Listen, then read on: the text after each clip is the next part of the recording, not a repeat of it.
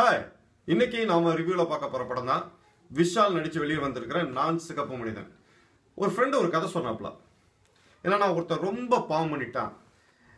என்னடா இந்த பாவத்தெல்லாம் நிவர்த்தி பண்ணுவேன் அப்படின்னு சொல்லிட்டு ஒரு மந்திரவாதி போய் பார்க்குறான். அவர் சொல்றாரு, தம்பி நீ ரொம்ப பாவம் பண்ணிட்ட, அதனால இதுக்கு ஏதாவது இந்த ஜென்மத்திலேயே நீ நிறைய தண்டனை அனுபவிச்சாதான் அடுத்த ஜென்மத்தில் ஒரு நல்ல பிறவியை நீ பிறக்க முடியும். அது உனக்கு ஓகேவாங்கிறாரு. ஆமா சாமி, அடுத்த ஜென்மத்தில் நான் நல்ல பிறவியை பிறக்கணும். என்ன தண்டனை வேணாலும் சொல்லுங்க, நான் இந்த ஜென்மத்திலே கழிச்சிடறேன்னு. சாரா 27 வருஷம் ஒரு நெருப்பு வளையத்துக்குள்ளே நீ நிற்கணும் அப்படின்னாரு. சாமி என்ன சாமி, 27 வருஷங்கிறது லாங் பீரியடாக இருக்குது, கொஞ்சம் டிஸ்கவுண்ட் பண்ணுங்களா அப்படின்னு. அப்படியா, சரி போ, அதே நெருப்பு வளையத்தில் நீ 10 வருஷம் நின்னா போதும், ஆனால் ஒத்த காலில் நிற்கணும் அப்படிங்கிறாரு. என்ன சாமி, ஒத்த காலில் 10 வருஷங்கிறது ரொம்ப லாங்காக இருக்க, இன்னும் கொஞ்சம் டிஸ்கவுண்ட் கொடுங்க அப்படிங்கிறாரு. அப்படியா, சரா அதே நெருப்பு வளையத்துக்குள்ள நீ 1 வருஷம் நின்னா போதும், ஆனால் முள் செருப்புல நிற்கணும் அப்படிங்கிறாரு. என்ன சாமி மறுபடியும் கஷ்டப்படுத்துறீங்க, 1 வருஷம் முள் செருப்புலாம் ரொம்ப லாங்காக இருக்கு, மறுபடியும் கொஞ்சம் குறைங்களேன்னு. சாமியார் உள்ள கட்டுப்பாயிட்டாப்ல. டேய் என்ன எது கேட்டாலும் டிஸ்கவுண்ட் கேட்குறான். சரா ஒரு சினிமா பேர் சொல்கிறேன், அந்த படத்தை ஒரே நாளில் நீ 3 வாட்டி பார்த்துட்டேன்னா எல்லா தண்டனையும் நிவர்த்தனை ஆயிரும், அடுத்த நீ நல்லா பிறவை பிறக்கலாம் அப்படிங்கிறாரு. அப்படியே சாமி படம் பேர் சொல்லுங்க, உடனே பார்த்துறான் அப்படிங்கிறான். அவர் ஒரு படம் பேர் சொன்னா கதறிட்டான். சாமி இந்த படத்தை ஒரே நாளில் நான் 3 வாட்டி பார்க்கறதுக்கு நான் 27 வருஷம் அந்த நெருப்பு வளையத்தில் இருந்துறேன்னு. அப்படி என்னதான் அந்த சாமியார் படத்தை பேர் சொன்னார் அப்படின்னு நம்மளுக்கு ஆர்வமாக இருக்கா. என்னன்னு கேட்டால், அது நான் சிகப்பு மனிதன் இல்லை, போன வாரம் ரிலீஸ் ஆன ஒரு கன்னியும் 3 கல்வனும்.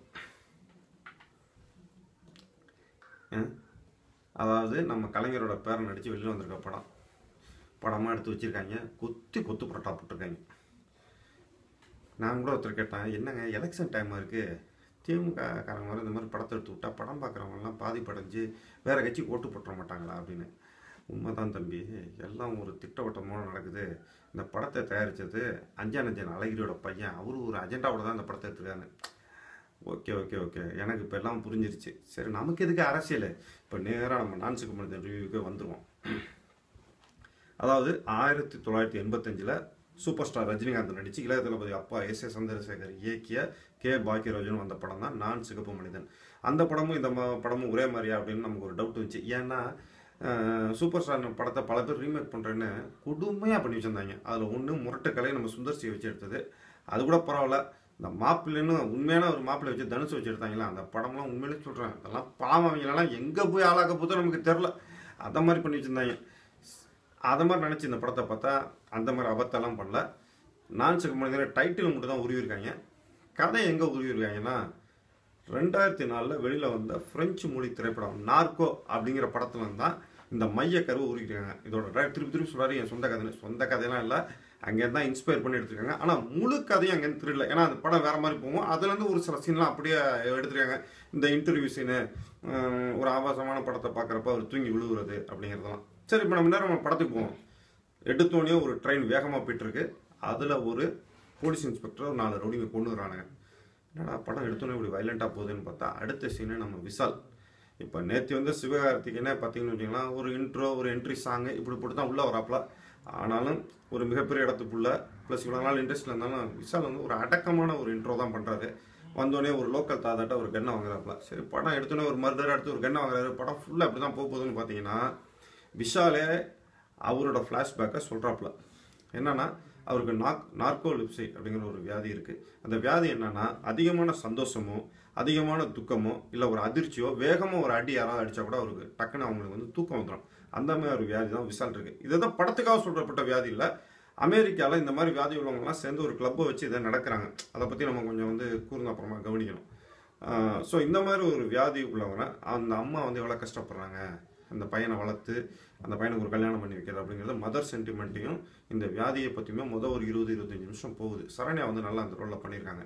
25 நிமிஷம் என்னடா கொஞ்சம் ஒரு மாதிரி ஸ்லோவாக போகுது அப்படின்னு நினைக்கிறப்ப டக்குன்னு லட்சுமி மேனன் என்ட்ரி ஆகிறாங்க. படம் அதுக்கப்புறம் கலகலப்பாக தாறுமாறாக ஓடிக்கிட்டு இருக்கு. நல்ல ஜோக்கு, நல்ல சந்தோஷமாக ஆர்ப்பாட்டமும் சாங்ஸோட நல்லா போயிட்டுருக்கிறப்ப என்னன்னா, லட்சுமி மேனன் வந்து இவருக்கு விஷாலுக்கு வந்து ஒரு 10 ஆசை. அதில் ஒரு ஆசை வந்து நல்ல பொண்ணை ஒன்று லவ் பண்ணோம், நல்ல பொண்ணு ஒரு அழகான பொண்ணை வந்து முத்தாகணும் அப்படிங்கிற ஆசையெல்லாம் இருக்குது. ஸோ என்ன பண்ணுறாங்கன்னா, லட்சுமி மேனன் வந்து அவரை லவ் பண்ணி அவரோட ஆசையெல்லாம் நிறைய ஆசையை தீர்த்து வைக்கிறாங்க. லட்சுமி மேனனோட அப்பா வந்து இந்த கல்யாணத்துக்கு எதிர்ப்பு, இவங்களை அவர் எப்படி சம்மதிக்க வைக்கிறதுன்னு சொல்லிட்டு ஒரு சில்லறத்தனமாக யோசிச்சு 2 பேரும் ஒரு டாக்டிக்ஸ் பண்ணுறாங்க. அதில் வந்து அவங்க கர்ப்பமும் ஆயிடுறாங்க. யார், நம்ம ஹீரோயின். 2 பேரும் ஒரு நாள் நைட்டு இரவு காரில் தனியாக போயிட்டுருக்கப்ப அப்போ தான் வந்து இன்னொரு கார் வந்து அவங்களுக்கு வேகமாக வந்து வழி மறைச்சி இடிக்குது. அந்த இடிச்ச அதிர்ச்சியில் விஷால் வந்து தூங்கிடுறாப்புல. லக்ஷ்மி மேன் காரை விட்டு இறங்கி போய் கேட்குறப்ப அதில் ஒரு 4 ரவுடிங்க அவரை வந்து நாஸ்தி பண்ணிடுறானுங்க. அந்த நாஸ்தி பண்ணுறதோட இன்டர்வல் பிளாக் முடியுது. ஸோ அப்போ தான் ஒரு படத்தில் வந்து செட்டப் ஒரு மாதிரி விறுவிறுப்போட சேர்ந்து ஒரு முடிவு முடிக்கிறதுனால அடுத்தது ஃபுல்லாக ரிவெஞ்ச் பிளாக் தான் அப்படிங்கிறது நமக்கே புரியுது.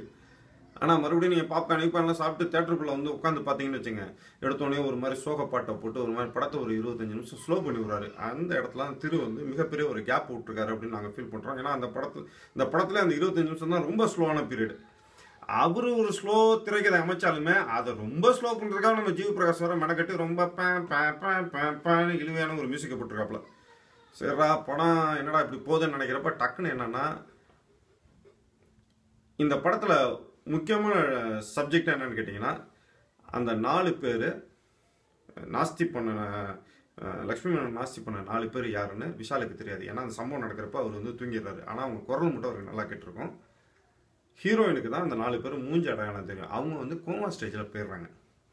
ஸோ இந்த மாதிரி ஒரு யாருக்குமே முகம் தெரியாத ஒரு ஆளை இப்படி ஒரு வியாதியை வச்சுட்டு ஹீரோ எப்படி பழி வாங்குறாரு அப்படிங்கிறது தான் இன்டர்வலுக்கு அப்புறம் வர ஸ்டோரி.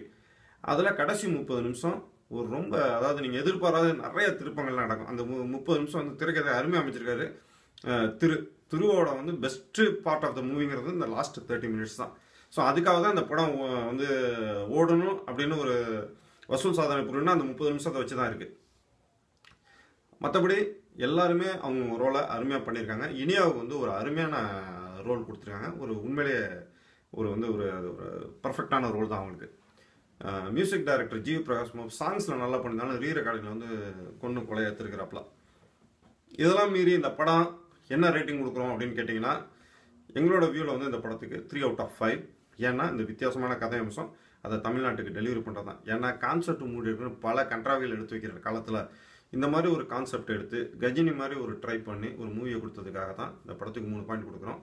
இந்த படம் சாதாரணமாக நீங்கள் வந்து குத்துப்பாட்டு ஃபைட்டு இப்படி படம் பார்க்குறவங்களுக்கு இது பெருசாக திருப்தி அளிக்குமா என்னன்னு எங்களுக்கு தெரியல. ஆனால் வித்தியாசமான மூவியை எதிர்பார்க்குற ரசிகர்களுக்கு இது நல்ல விருந்தாகவே இருக்கும். அப்படி நினைக்கிறவங்க படத்தை தேட்டரில் போய் ஜாலியாக பார்த்து என்ஜாய் பண்ணுங்கள்.